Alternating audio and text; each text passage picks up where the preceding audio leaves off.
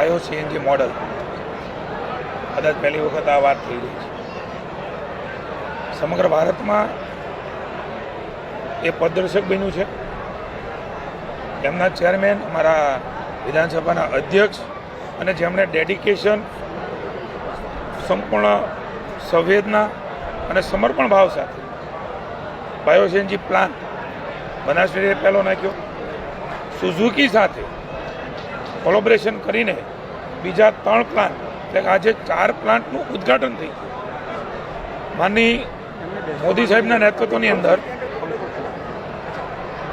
Circular economy, Gobardhan, કૃષિ, કિસાન, એ ગોબર ખાતર બનીને પાછું ખેતરમાં જાય, આવી અદ્ભુત પ્રક્રિયા, અદ્ભુત રચના માની શંકરભાઈ ચૌધરી સાહેબે કરી છે. ત્યારે રાજ્ય સરકાર વતી માની મુખ્યમંત્રી ભૂપેન્દ્રભાઈ પટેલ વતી અને ભારતીય જનતા પાર્ટીનો જે સંકલ્પ છે એ સંકલ્પને ગ્રામીણ ક્ષેત્રનું આર્થિક મજબૂતીકરણ એનું સૌથી ઉત્તમ ઉદાહરણ એ બનાસ બાયો સીએનજી મોડલ બન્યું છે. ત્યારે માની અમિતભાઈ સહકારથી સમૃદ્ધિ જે પ્રકારે 1000 પ્લાન્ટ સમગ્ર દેશમાં સ્થાપવાનો નિર્ધાર કર્યો છે, મને સંપૂર્ણ ભરોસો છે.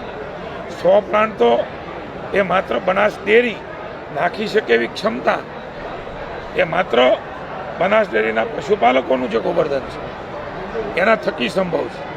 હું માની શંકરભાઈને વિનંતી કરીશ, આપણે આજે 26 ઓગસ્ટ 2026 વીછીવાડી ખાતે ધાનેરામાં આ પ્લાન્ટનું લોકાર્પણ કર્યું છે.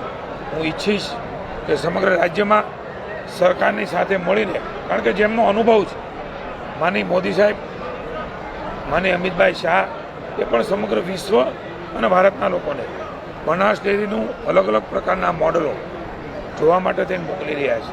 ત્યારે રાજ્ય સરકાર પણ અનુભવનો લાભ એ લેવા માગે છે. આગામી દિવસોમાં અન્ય ડેરીઓ, સહકારી ક્ષેત્રના વિવિધ જે યાર્ડ છે, શુગર ડેરી છે, શુગર છે, ડેરીઓ છે, અલગ અલગ સહકારી બેંકો છે, કરી શકે એમ છે. સાથે મળીને બનાસ ડેરી, સુઝુકી, અલગ અલગ આપણી સહકારી સંસ્થાઓ આગામી દિવસોમાં લગભગ 3 વર્ષમાં 150 કરોડથી પણ વધારેની રકમ એ બજેટમાં જોગવાઈ કરી છે. હું આવકારું છું. આવો સાથે મળીને આ